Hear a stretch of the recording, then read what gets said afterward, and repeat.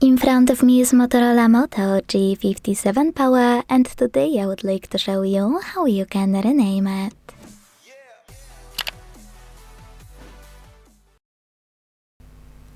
Begin by opening Settings and scrolling to click on this section called About Phone. Now select device name and finally type in whatever you want to. In my case, Sunny. When you finished, make sure to save your changes by tapping on OK twice. So when I do that, I can see that name of my Motorola has changed.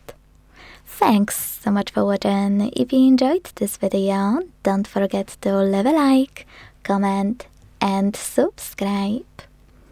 Bye!